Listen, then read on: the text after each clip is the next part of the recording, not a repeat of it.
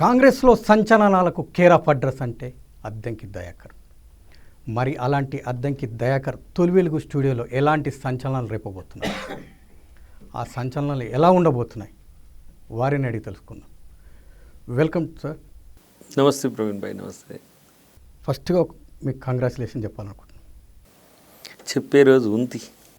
ముందుగా ఎమ్మెల్యే, తర్వాత ఎంపీ లోక్సభ, ఆ తర్వాత రాజ్యసభ, లాస్ట్గా గవర్నర్ కోట, ఎమ్మెల్సీ, ఇవన్నీ మిస్ కావడానికి ప్రధాన కారణం ఏంటి? ప్రధాన కారణం ఒకటి, ఆ సందర్భంలో నాకంటే బెటర్ క్యాండిడేచర్ ఉండడం, లేదంటే నాకు ఇచ్చే పదవి ముందు ఉంది అని అనడం. ఇవి రెండు పాజిటివ్గా చూసుకుంటే. నెగిటివ్గా చూసుకుంటే ఆ టైంలో నా పర్సువేషన్ ఎట్లా ఉందనేది కూడా ముఖ్యమే. నా persuasion regarding my post after MLA నేను సీరియస్గా దేని కొరకేం ప్రయత్నం చేయలే. ఎంపీ కూడా నేను అప్లై చేయలే. ఎందుకు? నేను అడిగింది తుంగతుర్తి మాత్రమే, నాకు అర్హత ఉన్న తుంగతుర్తి వరకే. ఎంపీ వరంగల్ అంటే నేను అప్పుడు నాన్ లోకల్, పెద్దపల్లి అయినా లేదంటే నాగర్ కర్నూలు అయినా. ఆ సందర్భంలో పార్టీ ఇస్తే ఇచ్చేది, అంతేగాని పార్టీ ఆలోచించింది అంతవరకే. ఎమ్మెల్సీ ఎన్నికల షెడ్యూల్ వచ్చేసింది. ఈ షెడ్యూల్లో ఈ ఎమ్మెల్యే కోట, ఎమ్మెల్సీలో మీ పేరు ఉంటుందని నమ్మకం ఉందా మీకు? 100% ఉండొచ్చు.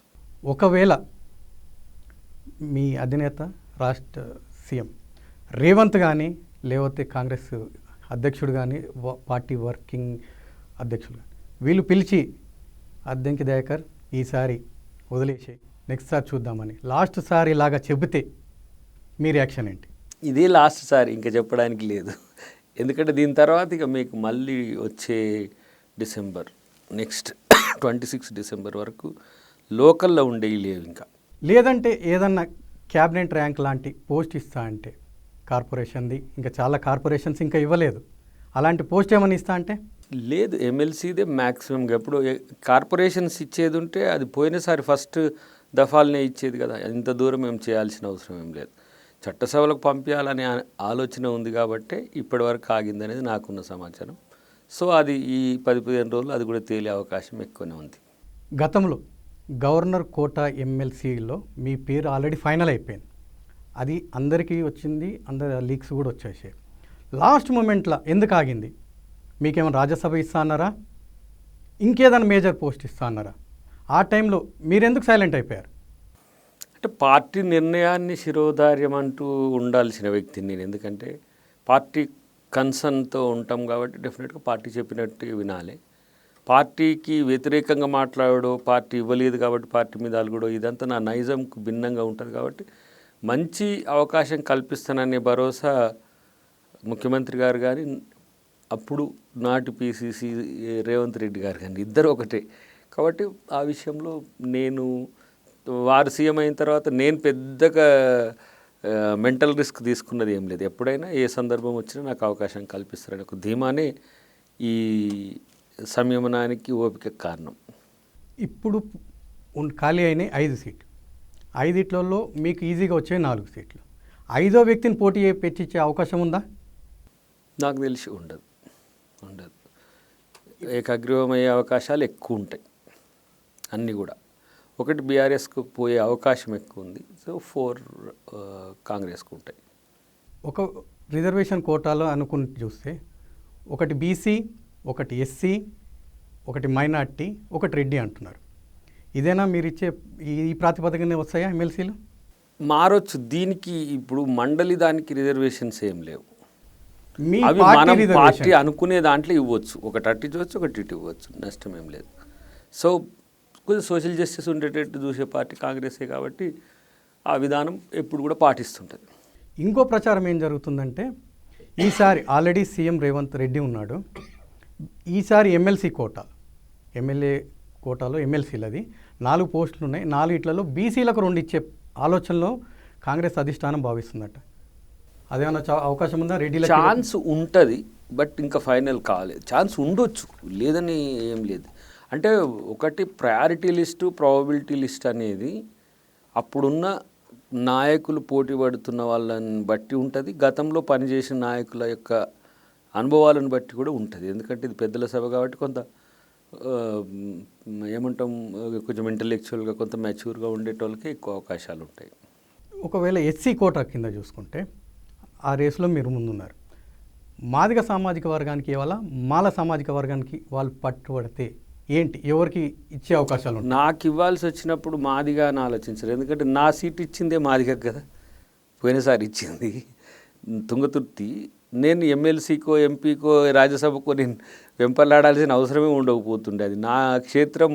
ఇప్పుడు నేను ఆ రోజు కూడా చాలామంది పెద్దలకు అదే చెప్పిన, నన్ను డిస్ప్లేస్ చేయడం అనేది తర్వాత నేను సమస్యగా కాకుండా ఉండేటట్టు చూసుకోండి అని కూడా చెప్పిన అప్పుడు చాలామంది పెద్దలకు. సో మళ్ళీ ఇక్కడ మాదిగ దయాకర్ ఇప్పుడు ఆల్మోస్ట్ ఆల్ కాంగ్రెస్ కంపల్షన్ అవుతాడు తప్పితే ఈ ఎస్సీనో ఎస్టీనో బీసీనో అవ్వడానికి అవకాశం లేదు. పోయినసారి కూడా 2 ఎమ్మెల్సీ ఇష్యూస్ వచ్చినప్పుడు దాన్ని నేనేం ఎస్సీ అనే ఉద్దేశంతో ఏం రాలే. అది ఇప్పుడు వచ్చినా కూడా నాకు పోటీగా ఇది ఎస్సీకి కాబట్టి మాదిగ అంటానికి లేదు. ఆల్రెడీ నేనే ఒకసారి మాదిగకి టికెట్ త్యాగం చేసి ఉన్నా, మళ్ళీ ఇంకోసారి మాదిగకి అనేది దాంట్లో ఎట్లా ఉంటుందో ఆలోచించండి మీరే ఒకసారి. కాబట్టి అట్లా ఏమి ఉండదు.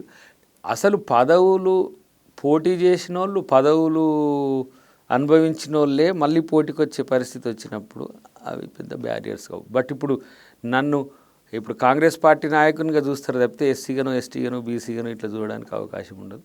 ఎట్లా చూసినా కూడా మోస్ట్ ఎలిజిబుల్ క్యాండిడేట్గా ఉండాల్సిన పరిస్థితి ఆ 4లో ఒకటి నాకు ఇవ్వాల్సిన పరిస్థితి ఉంటుంది. పార్టీ నిర్ణయం తీసుకుంటుంది, అంతవరకు వెయిట్ చేయడమే. ఎంపీగా పోటీ చేసి ఓడిపోయిన ఎవరైనా కానీ సీనియర్ ఆర్ జూనియర్ వాళ్ళకి ఎమ్మెల్సీ అంటే నామినేటెడ్ పోస్టులు ఇవ్వరనేది మీ ఒక బయలాగలాగా ఉన్నదండి, అది రియలా? అంటే ఇప్పుడు అవకాశం ఒకసారి తీసుకున్న వాళ్ళకు తీసుకోని వాళ్ళకు తేడా ఉండాలి కాబట్టి అది ఒకటి పెడుతున్నట్టుగానైతే నేను వింటున్నాను.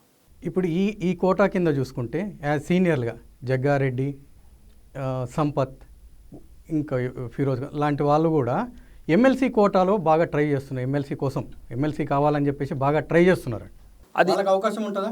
వాళ్ళు ట్రై చేసుకోవచ్చు, పార్టీ నిర్ణయం బట్టే ఉంటుంది. ఇది ఏదైనా ఇప్పుడు ఒక మ్యాక్సిమం ఒకదాని వరకు మాత్రమే పరిమితమై ఉంటుందని ఉండదు, ఒకటి అందరికీ అదే రూల్ ఉంటుంది అనేది కూడా ఏముండదు. పార్టీ ఈ సందర్భంలో వీళ్ళకు ఇస్తే మంచిదని నిర్ణయం తీసుకుంది అనుకోండి, అన్ని బ్యారియర్స్ని కూడా పక్కన పెట్టే అవకాశం ఉంటుంది. 10 ఏళ్ల తర్వాత మీ ప్రభుత్వం వచ్చింది, దీనికి ఆశావాహులు కూడా చాలా ఎక్కువ మంది. ఎన్నికలకు ముందు మీ మేనిఫెస్టోలో కానీ మీ ప్రచారంలో కానీ టీజేఎస్కి 2 ఎమ్మెల్సీలు, సిపిఐకి 1 ఎమ్మెల్సీ ఇస్తానరట. రీసెంట్గా కూనం ఎమ్మెల్యే కూడా అంటున్నారు మాకు కంపల్సరీ 1 ఎమ్మెల్సీ కావాలని. ఉన్నాయి 5 ఎమ్మెల్సీలు, ఆల్రెడీ 1 బీఆర్ఎస్కి వెళ్ళిపోయే ఆలోచనలు ఉన్నాయి. అలాంటప్పుడు మీ 4లో సిపిఐకి 1 వెళ్తే, టీజేఎస్కి 1 వెళ్తే మిగిలిన 2, ఆ 2 కన్వే అవుతారు, లేదంటే 4 కాంగ్రెస్కి వచ్చే 4 ఎమ్మెల్సీల ఇష్యూస్లో పార్టీ నిర్ణయాన్ని బట్టే ఉంటుంది ఎవరికి ఇవ్వాలనే దాని విషయంలో. కాబట్టి అది ఇంకా తేలడానికి అవకాశం లేదు. ఇప్పుడే నోటిఫికేషన్ మీకు 3rd నుంచి నామినేషన్స్ ఉంటాయి కాబట్టి పార్టీలు మాట్లాడుకుంటాయి. దానికి తోడు ఇప్పుడు నామినేటెడ్ కూడా ఇంపార్టెంట్ కొన్ని చైర్మన్స్ ఉంటాయి, లేకపోతే కొన్ని క్యాబినెట్ ర్యాంక్ పోస్ట్స్ ఉంటాయి, వాటిని అలొకేట్ చేయొచ్చు. సో అందరికీ నాయకులు ఇప్పుడు ఎక్కువైపోయినారు, పదవులు కొంచెం తక్కువైనాయి. ఆ టైంలో ఎక్కువ పదవులు ఉంటాయి, అది కంటెస్ట్ టైంలో ఎక్కువ పదవులు ఉంటాయి. ఇప్పుడు ఏమవుతుంది, అక్కడ ఓడిపోయిన వాళ్ళు కూడా మళ్ళీ పదవుల కొరకు రావడం వల్ల మళ్ళీ ఓవర్ కాంపిటీషన్ అవుతున్న పరిస్థితి ఉన్నది. కాబట్టి అధికారం వచ్చినప్పుడు కామన్ కదా ఇదంతా కూడా. అందరూ ఇప్పుడు ప్రచారంలో చెప్పినట్టు మీరు ఇస్తారా వాళ్ళకు? ఇచ్చే అవకాశాలు ఎక్కువ ఉంటాయి. లేటెస్ట్గా ఎస్ఎల్బీసీ ఇష్యూ చూసుకుందాం. ఎస్ఎల్బీసీ ఇష్యూలో 8 మంది చిక్కుకున్నారు కార్మికులు అని చెప్పేసి బీఆర్ఎస్ చాలా గట్టిగా చెప్తుంది. ఈ టైంలో ఎలక్షన్ ప్రచారం అవసరమా సీఎంకి? ప్రజల ప్రాణం కంటే ఎలక్షన్లో ఓట్లు ముఖ్యమా అని చెప్పి బీఆర్ఎస్ వాళ్ళు గట్టిగా అంటున్నారు. ఎందుకు సీఎం రేవంత్ అక్కడికి వెళ్ళలేకపోయాడు? కారణం ఏంటి? ఒకటి, ఉత్తమ్ కుమార్ రెడ్డి గారి లాంటి సీనియర్ లీడర్ అక్కడ పర్సువేషన్లో ఉన్నాడు. తర్వాత తను నల్గొండ జిల్లానే కాకుండా ఇరిగేషన్ మినిస్టర్ కూడా, ఇటువైపు జూపల్లి కృష్ణారావు గారు కూడా దాని పర్సువేషన్లో ఉన్నారు. అది ఒక రకంగా ఒక ప్రకృతి వైపరీత్యం లాంటిది అది. సో ఆ సందర్భాన్ని ముఖ్యమంత్రి గారు పోయి ఇంకా సెన్సిటైజ్ చేయడం వల్ల కూడా ఎక్కువ పెయిన్ ఉంటుంది. ఇప్పటికి కూడా ఆ 8 మంది పరిస్థితి ఏముందో మనం కూడా ఇప్పటికైతే తెలియని పరిస్థితి. కాబట్టి దాన్ని సెన్సిటైజ్ చేయడం కంటే కూడా దాన్ని ఇమీడియట్గా రెస్క్యూ ఎట్లా అని చెప్పేసి అన్ని త్రివిధ దళాలకు సంబంధించిన టీమ్స్ అన్నీ వచ్చినాయి. నేవీకి సంబంధించి వచ్చినాయి, ఆర్మ్డ్ ఫోర్స్కి సంబంధించి, లేకపోతే ఈ వాటర్కి సంబంధించి అన్ని రకాలు వచ్చినాయి. సో వాళ్ళు చేసే పనిని సజావుగా జరగాలంటే పని చేయనియాలి, ప్రచారం కాదు. కాబట్టి అక్కడ ఇద్దరు మంత్రులు నిరంతరం అక్కడ ఉంటుండ్రు. కాబట్టి ఎలక్షన్ ప్రచారం అది డిఫరెంట్. ఇది మేము ఒక్కటి కంటెస్ట్ చేస్తున్నాం కాబట్టి క్యాండిడేట్ కూడా కంపల్సరీ రావాలని కోరుకుంటాడు కాబట్టి దానికి పోవడం తప్పితే దానికి లింక్ ఉందని నేను అనుకోను. ఆ జిల్లా నేతగా, మీకు అన్ని పట్టున్న నేతగా ఆ జిల్లా మంత్రి కోమటిరెడ్డి వెంకటరెడ్డి ఆ రోజు ప్రమాదం జరిగిన రోజు ప్రతిపక్షాలు అన్నట్టు ఆయన క్రికెట్ మ్యాచ్ చూసుకుంటూ ఉన్నాడా దుబాయ్లో? అది ప్రచారమే అయి ఉంటుంది. ప్రచారము దీన్ని కొంచెం ఇప్పుడు ఏంటంటే ఆయన మీద ఎక్కువ కొంతమంది దృష్టి పెట్టిండ్రు. ఎందుకో ఆయన మీద కూడా ప్రేమ ఎక్కువైంది అందరికీ. సో ఆ రోజు జరిగిన దాన్ని ఇట్లా మిస్యూజ్ చేయడానికి ఏదో ప్రయత్నం చేస్తున్నట్టు తప్పితే మరొకటి కాదు. ఆయన ఏం మాట్లాడినా కూడా ఈ మధ్య కొంతమంది ఎందుకంటే కేసీఆర్ కేటీఆర్ని సీరియస్గా టార్గెట్ చేస్తుండు కాబట్టి వాళ్ళు ట్రోల్స్లో ఆయనను ఎక్కువ డిఫేమ్ చేయడానికి ప్రయత్నం చేస్తున్నారని నేను అనుకుంటాను. ఎందుకు మరి ఒక్క ప్రకటన కనీసం ఇప్పుడు ఉన్న సోషల్ మీడియాలో చాలా ఉన్నాయి, మరి సెకండ్స్లోనే ట్విట్టర్ కానీ ఎన్నో సామాజిక మాధ్యమాలు ఉన్నాయి, దాంట్లోకి రావడం ఈజీ. అలాంటప్పుడు ఇంత పెద్ద ఇష్యూ జరిగితే కనీసం ఒక్క రియాక్షన్ కూడా ఎందుకు ఇవ్వలేకపోయాడు కోమటిరెడ్డి వెంకటరెడ్డి? ఒక్కటి కూడా అంటే ఇప్పుడు ఒకవైపు ఒక సీనియర్ మంత్రి దాన్ని కోఆర్డినేట్ చేస్తున్నప్పుడు దాన్ని మరింత డిస్టర్బ్ చేయాల్సిన అవసరం లేదు. తర్వాత చాలామంది ఈ చర్చ తీసుకొచ్చినప్పుడు తను వెంటనే అక్కడికి పరామర్శకు కూడా పోయిన సంగతి మీరు చూసిండ్రు కదా. అన్నిటికంటే ఎక్కువ అక్కడ ఉన్న స్టాఫ్ రిక్వెస్ట్ ఏంటంటే మా ఆపరేషన్స్కి మీరు అడ్డం రాకండి, లేదంటే ఇప్పుడు మీడియా పీపుల్ పొలిటికల్ వీళ్ళంతా ఇప్పుడు బీఆర్ఎస్ వాళ్ళు పోతామనంటే 4 రిప్రజెంటేషన్ పంపించినాం, వాళ్ళు అక్కడ దానికి పోయి చూసి రావడానికి ఏంది ప్రమాద తీవ్రత ఎట్లా ఉందని. అదొక హ్యుమానిటేరియన్ ఇష్యూ. కానీ దీన్ని పరామర్శకు పోతే అక్కడ బెనిఫిట్ కంటే ఎక్కువ లాస్ ఎక్కువ ఉన్నది. ఒక నాయకుడు పోతే ఒక 100 మంది పోయిండ్రు అనుకోండి, అక్కడ రెస్క్యూ ఆపరేషన్కే కొంత ఇబ్బందికరంగా ఉంటుంది. కాబట్టి ముఖ్యమంత్రి గారు పోతే ఒక సిస్టమే మొత్తం ఒక డే అంతా కూడా వాళ్ళకు ఇబ్బంది అయింది. కాబట్టి ఆ దృష్టికోణం నుంచి చూడాలి తప్పితే దాని రాజకీయ కోణం వద్దనేది నా యొక్క విజ్ఞప్తి. మేము 10 ఏళ్ల పాలనలో కనీసం ఒక్క ఇటుక ముక్క కూడా రాలి పడలేదు, ఎలాంటి ఇష్యూ జరగలేదు, ఎలాంటి ప్రమాదం జరగలేదని బీఆర్ఎస్ వాళ్ళంట. అప్పుడు బీఆర్ఎస్ టైంలో ఈ పని మొదలయ్యాయా? ఒక ఇంచు కూడా దొవ్వలేదు కదా వాళ్ళు ఆ 10 సంవత్సరాలు. ఇప్పుడు మనం కూడా the best model of the world నాకు తెలిసి టన్నెల్ సిస్టంలో ఇప్పుడు ఇండియాలో ఉన్న దాంట్లో మనమేమో వీటికి ట్రైన్స్కు లేకపోతే రహదారులకు టన్నెల్ను వాడుతున్నాం. ఇది వాటర్కు వాడేది కానీ ఆల్మోస్ట్ ఆల్ 1/2 కిలోమీటర్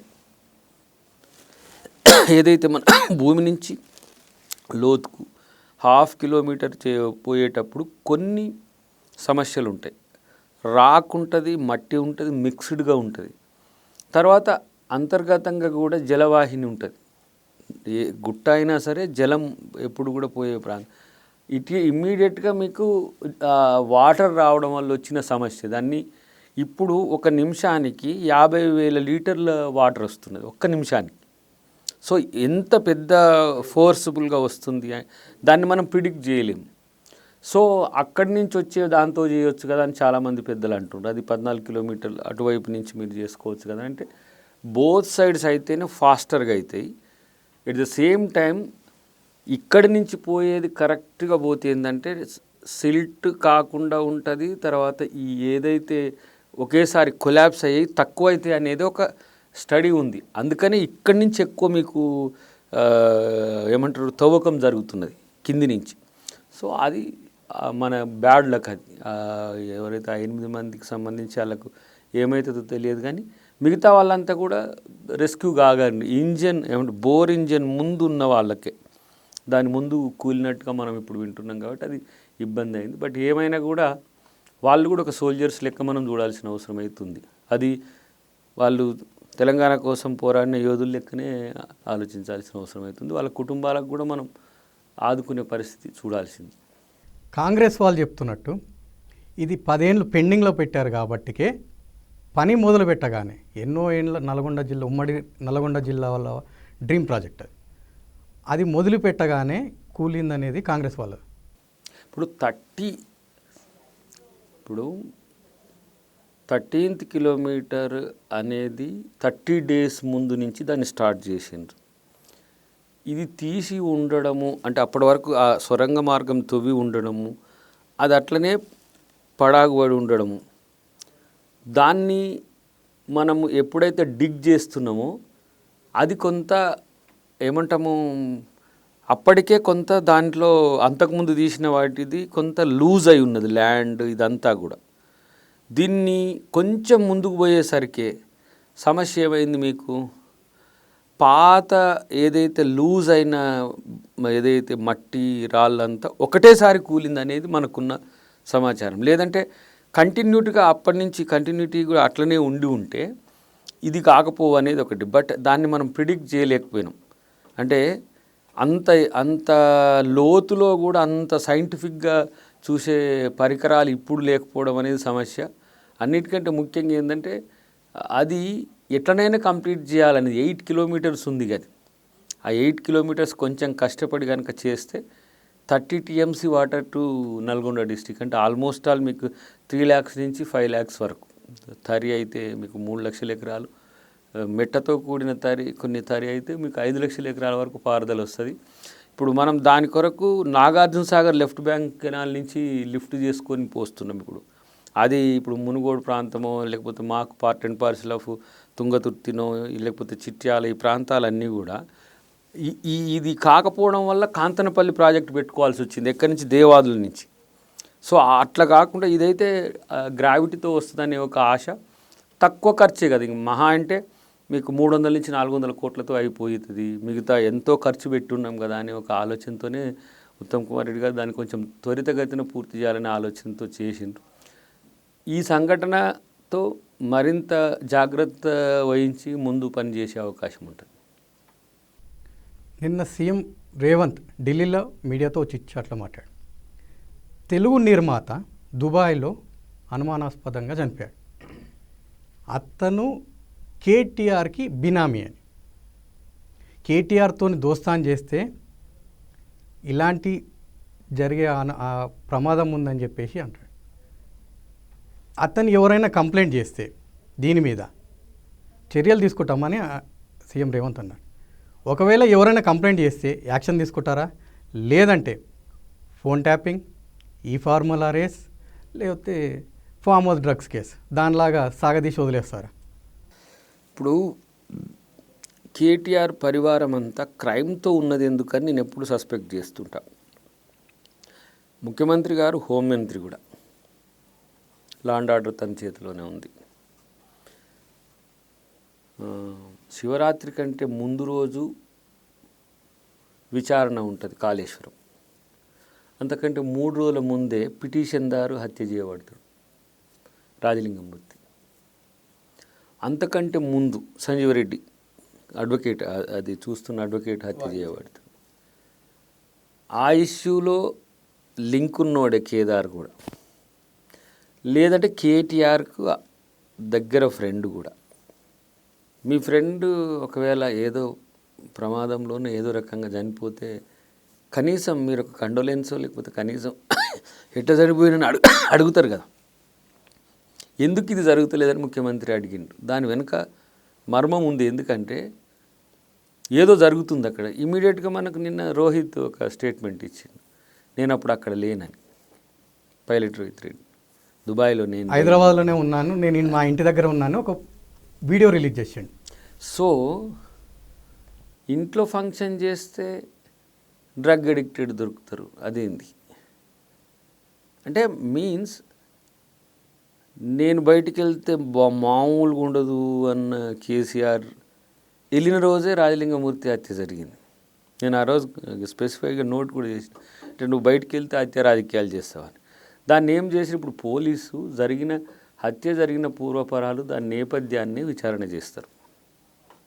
ఇప్పుడు ఒక వ్యక్తిని టార్గెట్ చేయడానికి అదే కాజుతోనే చేయనక్కర్లే. కేసీఆర్కి ఇబ్బంది అవుతుందని చెప్పి లోకల్ లీడర్స్ కూడా భూమి తగాదా అని పెట్టి చేయొచ్చు కదా. వాడు దొరుకుతాడు, దొరికి నా భూమి ఆక్యుపై చేసిందని కూడా చెప్తాడు. మా కోసం క్లియర్, కేదార్కి అనుమానాస్పద మృతి మీద ఎవరైనా కంప్లైంట్ ఇస్తే కంపల్సరీ Action తీసుకుంటారా? అసలు నేనే అంటున్నా, హై లెవెల్ కమిటీ వీటి మీద వేయాలి. ఈ మూడింటి మీద కూడా ముఖ్యమంత్రి గారు అన్నదాన్ని, ముఖ్యమంత్రి గారిని కూడా కలిస్తే మేము ఆ విషయం చెప్తాం. ఎందుకు ఇప్పుడు ఇలాంటి నేరమయ రాజకీయాలకు సంబంధించిన అంశంలో ఎందుకు చర్చ జరగకూడదు?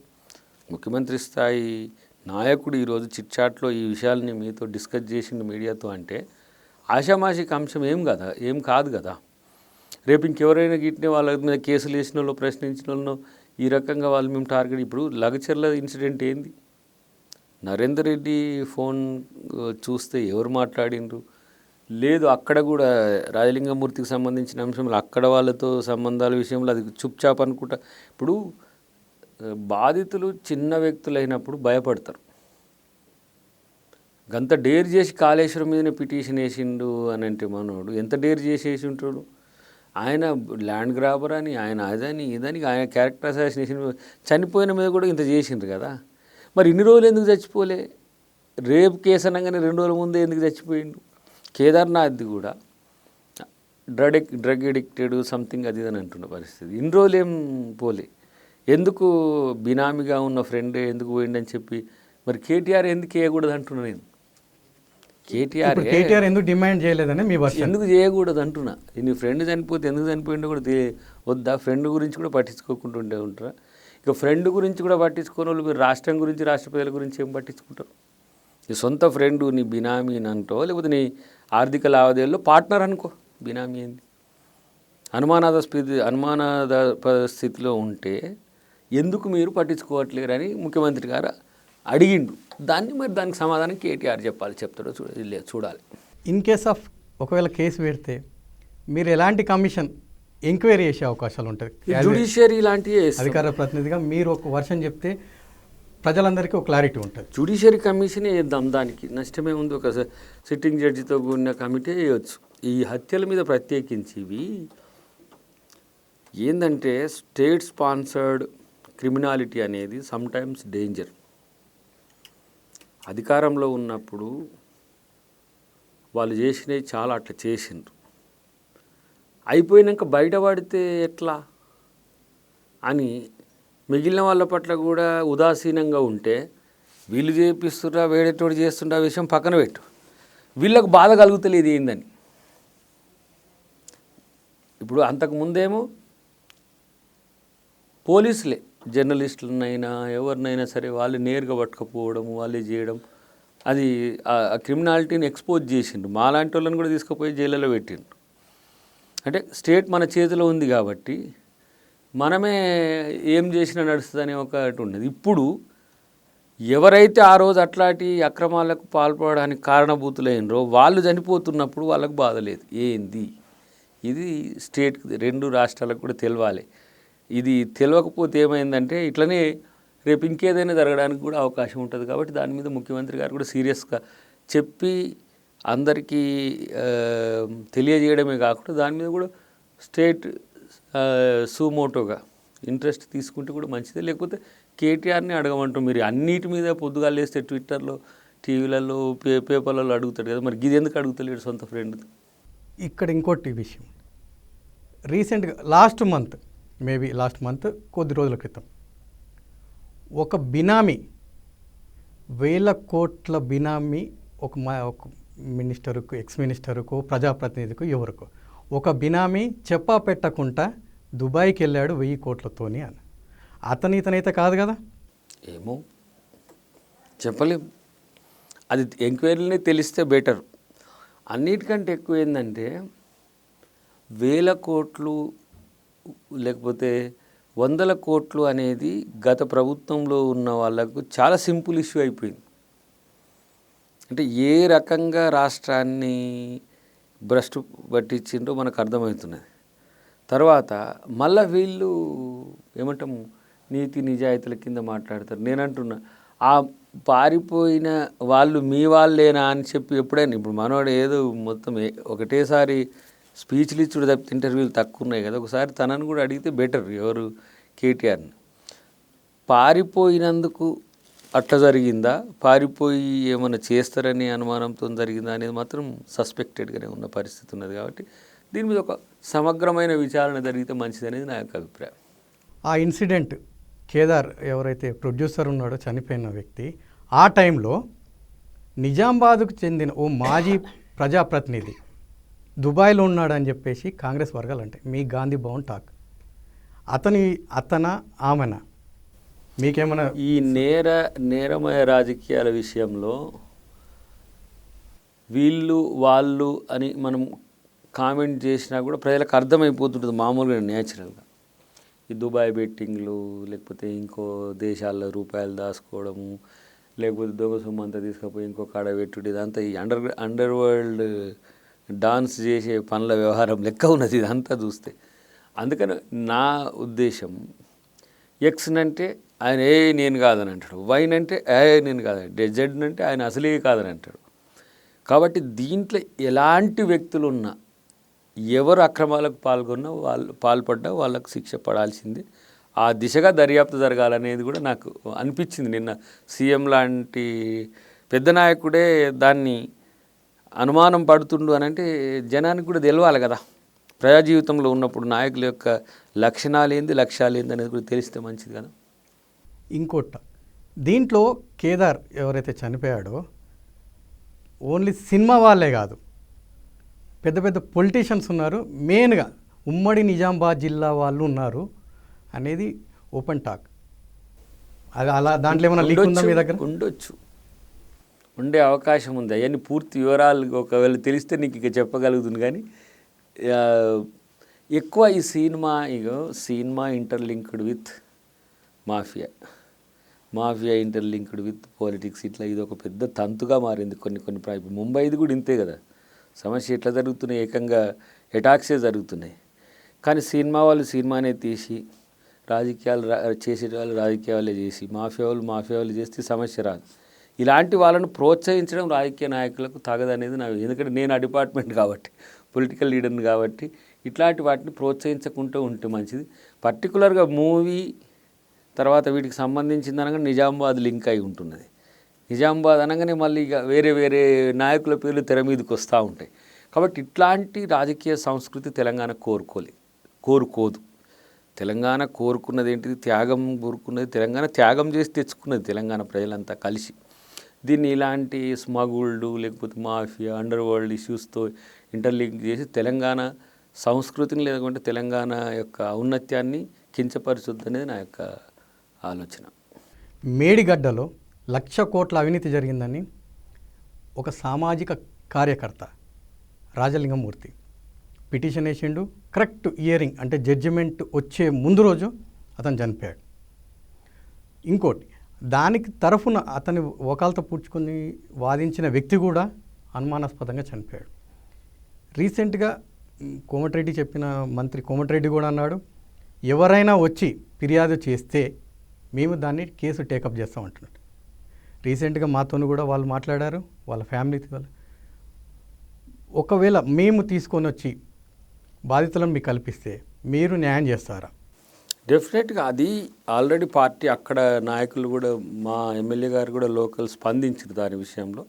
మా లోకల్ లీడర్స్ చెప్పైనా సరే దాని మీద సీరియస్గా ఇన్వెస్టిగేషన్ చేసుకునే అవకాశం అయితే ఉంటుంది. ఆ ఫ్యామిలీ పక్షాన కాంగ్రెస్ పార్టీ ఉంది, ప్రభుత్వం కూడా ఉంది. ఎందుకంటే ఎవరైతే అక్రమాలకు పాల్పడతారో వాళ్ళని ప్రశ్నించిన వాళ్ళకు ప్రొటెక్షన్ చేయాల్సిన బాధ్యత కూడా ప్రభుత్వానికి ఉంటుంది. ఆమె పదే పదే చెప్తుంది, ఈ ఇన్సిడెంట్ నా భర్త హత్య వెనుక గండ్రా ఉన్నాడు. భూ వివాదం అంటున్నారు. భూ వివాదం అనేది చాలా చిన్న విషయం. అయితే గండ్ర ప్రధాన అనుచరుడు ఎట్లా దీంట్లోకి వచ్చాడు? నా భర్త హత్యకి భూ వివాదం గొడవ అయితే అతను రావాల్సిన అవసరమే లేదనేది ఆమె వర్షన్. ఆమె గట్టిగా డిమాండ్ చేసిందంటే call data, Gandra call data, లేదైతే ఎవరైతే హత్య హత్య చేయడానికి మెయిన్ కారణం ఉన్నాడు ఆయన అనుచరుడు, వాళ్ళ కాల్ డేటా తీసుకొస్తే అన్ని విషయాలు బయటపడుతుంది అంటారు. మీరేమైనా కాల్ డేటా తీసుకొచ్చే అవకాశాలు ఉన్నాయా? అదే ఇప్పుడు దాని మీద కంప్లైంట్ కనుక సీరియస్గా పెడితే పోలీస్ డిపార్ట్మెంట్ చేస్తుంది. చట్టం తన పని తను చేయడం అనేది చాలా సింపుల్ ఇష్యూ. కేటీఆర్ ఇష్యూలనే పని చేసినప్పుడు ఎవరి విషయంలోనే పని చేస్తుంది కదా. ఎవరైనా తప్పు చేస్తే శిక్షార్హులే. ఇప్పుడు గండ్ర కూడా దీని మీద ఒక పారదర్శకమైన ఎంక్వైరీ జరగాలని తను కూడా డిమాండ్ చేసిండ్రు. ఒక ప్రెస్ మీట్ చూసిన నేను. సో ఏదున్నా ఇలాంటి ఇప్పుడు నిజంగా ఎంతోమందికి భూ వివాదాలు ఉంటాయి. అదేం వేల కోట్ల రూపాయల భూ వివాదం ఏం కాదు, ఒక చిన్న అంశాలు ఉంటాయి.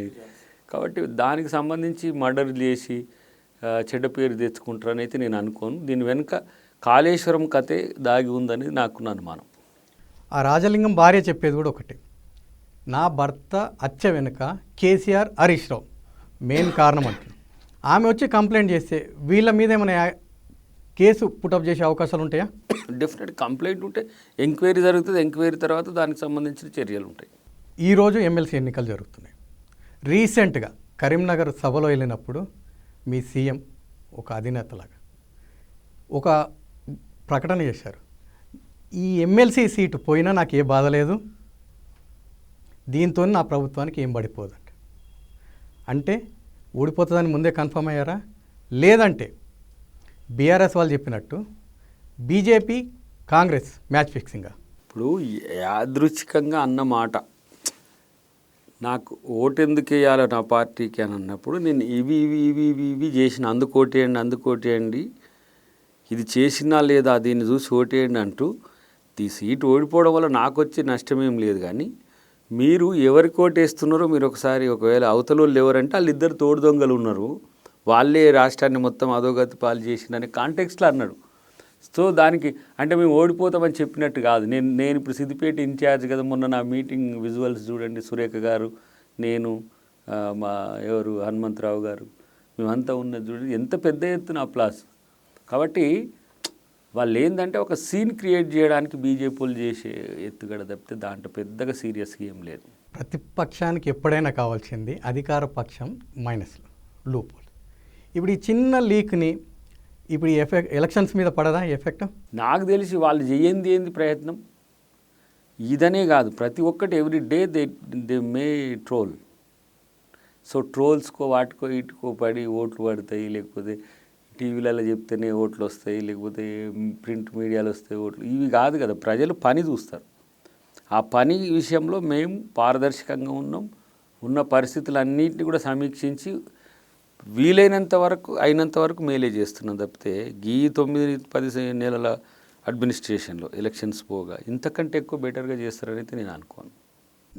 One day back maybe AP deputy CM Pawan Kalyan Telangana గురించి చాలా గొప్పగా చెప్పాడు. తెలంగాణలో కులాలు అనేవి ఉండవు, అక్కడికి వెళ్తే తెలంగాణ అంటారు. అదేంది మన దరిద్రమో కానీ ఏపీ అంటే కులాలు అంటాడు. ఆ కల్చర్ రీసెంట్గా మీ నేతల మాటలు, కులాల మధ్యలో గొడవలు చూస్తుంటే ఇక్కడ కూడా మొదలైందని వచ్చా? తెలుగు వాళ్ళం కౌలలమే కాబట్టి కౌలలు కలిసే ఉన్నాం, కలిసి విడిపోయినాం. కానీ ఆ కల్చర్ ఇక్కడికి రావడం అనేది దురదృష్టకరం. అది ఎక్కువ రోజులు కూడా ఉండదు, ఎక్కువ ఉండే అవకాశం కూడా ఉండదు. తెలంగాణ కొంత సామాజిక ముఖచిత్రం తక్కువ, సామాజిక కోణాన్ని ఆవిష్కరించే ముఖచిత్రం తక్కువే. తెలంగాణ వాదులుగానే ఎక్కువ అందరు కలిసి ఉన్నారు కాబట్టి అటువైపే ఎక్కువ డ్రైవ్ చేయాల్సిన అవసరం ఉంటుంది.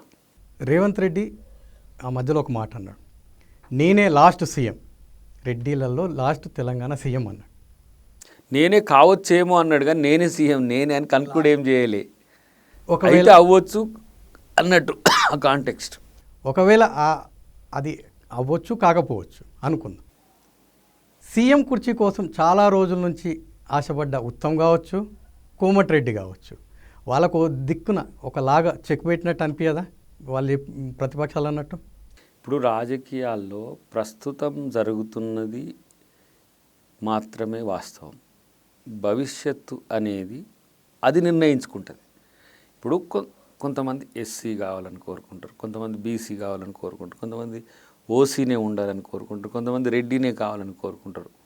కానీ పొలిటికల్ కంపల్షన్స్ మాత్రమే నాయకునికి అవకాశాలు ఇస్తాయి.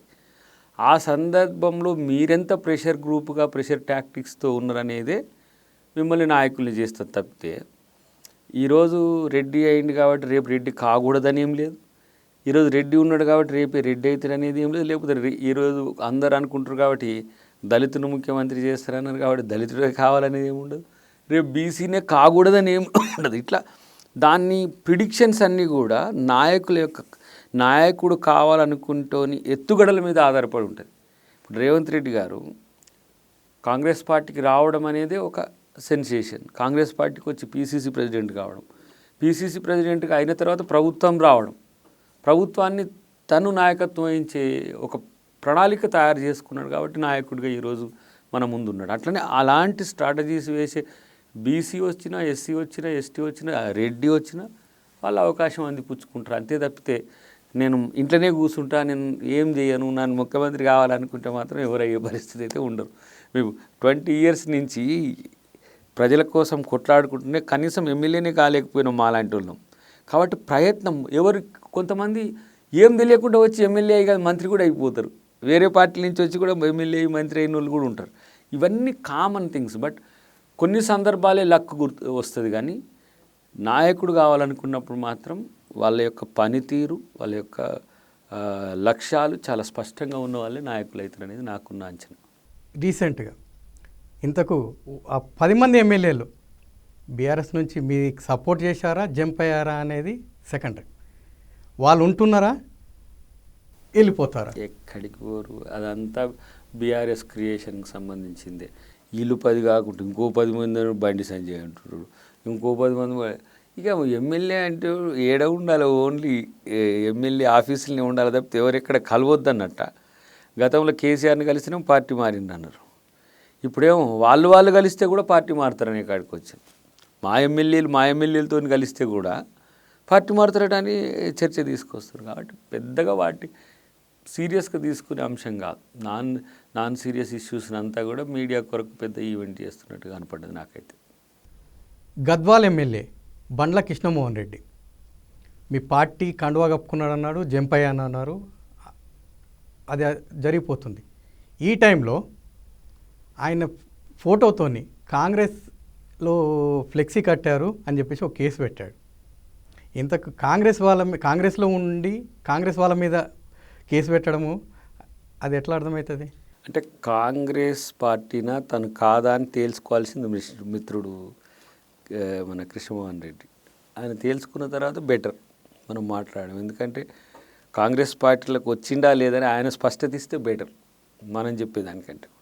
ఈ టైంలో ఇట్లాంటి ఇబ్బందికర పరిస్థితులు ఉంటే మిగతా వాళ్ళు కాంగ్రెస్కి జంప్ అవుదాం అనుకున్న వాళ్ళు రాగలుగుతారా? వస్తే రానివ్వండి, రాకపోతే సమస్య మనకేంటి, కాంగ్రెస్ పార్టీకి ఏంటి? వచ్చేటోళ్ళు వస్తారు, రానేళ్ళు ఉంటారు. అసలు రావాలని మేము కోరుకోవట్లేము కూడా కదా. వస్తే కాదనేది లేదనేది గతం, వస్తే కూడా మాకు ఇబ్బందులు కూడా అవుతున్నాయి. ఇప్పుడు జీవన్ రెడ్డి గారి ఇష్యూలో జరుగుతున్నది ఏంటిది? ఇప్పుడు కొన్ని సందర్భాల్లో ఇప్పుడు మాకు ఇక్కడ ఏంది పటాన్ చెరువు కూడా కొట్లాటలే అవుతున్నాయి. సో సమస్య లేకుండా వస్తే సమస్య ఉండదు, సమస్య కోసం అయితే ఇంకొకరిని తెచ్చుకోవడం ఉండదు. మాకాయి రావాలని మేము కొత్తగా కోరుతున్నది ఎవరిని లేదు. వాళ్ళు వస్తే వాళ్ళు సమస్య లేకుండా వస్తే ఇంకా బెటర్. జిహెచ్ఎంసీ టార్గెట్గా మరోసారి 10 ఏళ్ళ తర్వాత కాంగ్రెస్ జిహెచ్ఎంసీ మేయర్ సీట్ మీద కూర్చోవాలనేది మీ దగ్గర ఉన్న ప్లాన్. ఈ ప్లాన్లో భాగంగానే 2 మాజీ మంత్రులు, జిహెచ్ఎంసీ లిమిట్లో ఉన్న 2 మాజీ మంత్రులు, ఒక 10 మంది ఎమ్మెల్యేలు కార్పొరేట్ లిమిట్స్లో, వాళ్ళని ఢిల్లీ హైకమాండ్ ద్వారా కాంగ్రెస్ తీర్థం పుచ్చుకునే పరిస్థితిలో ఉన్నారట. అదేమన్నా జిహెచ్ఎంసీ టార్గెట్గా చేస్తున్నారా? అంటే ఎన్నికల వ్యూహాలు ఉంటాయి, అవి ఉందా లేదా అనేది ఇంకా ఇప్పటివరకు అయితే తెలియదు. మీకు స్మెల్ వచ్చిందేమో తెలియదు, కానీ చాలామంది కాంగ్రెస్ పార్టీలో జాయిన్ కావాలని అయితే చూస్తున్నారు. దాంట్లో వీళ్ళు ఉండరా లేదా చూసుకోవాలి. దానికోసమే ఈ 6 మంత్రి పదవులు, దాంట్లో వాళ్ళు అడిగింది 2 మంత్రి పదవులు. ఆ నేపథ్యంలోనే ఈ 6 క్యాబినెట్లు కూడా ఇంకా విస్తరించలేదు అనేది. ఆ 6కి 60 ముచ్చట్లు చెప్తున్నారు, కానీ 6 వచ్చే సందర్భంలో వస్తాయి. వాటికి సంబంధించి ఒక స్పష్టత అధిష్టానానికి ఉంది. కానీ ప్రభుత్వం సజావుగా నడుస్తున్నప్పుడు పరిపాలన మీదనే దృష్టి పెడుతున్నది. చాలామందికి ఏమో వాటి మీదనే ప్రాణం ఉన్నది. ఆ ప్రాణం తొందరలోనే వాటి పరిష్కారం కూడా వస్తుంది. మీరు అతి త్వరలో చూస్తారు వాటి విషయంలో కూడా. చివరిగా ఒక మాట, 6 మంత్రులలో కొత్తగా వచ్చే 6 మంత్రులు యాజ్ ఏ సీనియర్గా అద్దంకి దయాకర్ను చూసుకోవచ్చా? అధిష్టానం నిర్ణయిస్తే ఉంటా నేను ఏ దాంట్లోనైనా. అధిష్టానమే నాకు టార్గెట్ అయితే అధిష్టానం మిత్రమా. నేను నా రాజకీయ జీవితం చాలా సుదీర్ఘకాలంగా కాంగ్రెస్ పార్టీతో ఉండాలని కోరుకొని ఒక రకమైన యోగిలాగా ఉన్న నేను ఇప్పుడు. ఫస్ట్ టైం ఓడిపోయినా పార్టీనే వదిలి వెళ్ళిపోలే, సెకండ్ టైం ఓడిపోలే, ఓడగొట్టిండ్రు, అది ఇంకా కేసు ఉన్నది, అది ఏమొస్తుందో చూద్దాం. బట్ నేను కాంగ్రెస్ పార్టీతో ఉండడం నాకు అవసరం. పార్టీ నన్ను ఎట్లా వినియోగించుకుంటుంది అనేది ఆలోచిస్తా.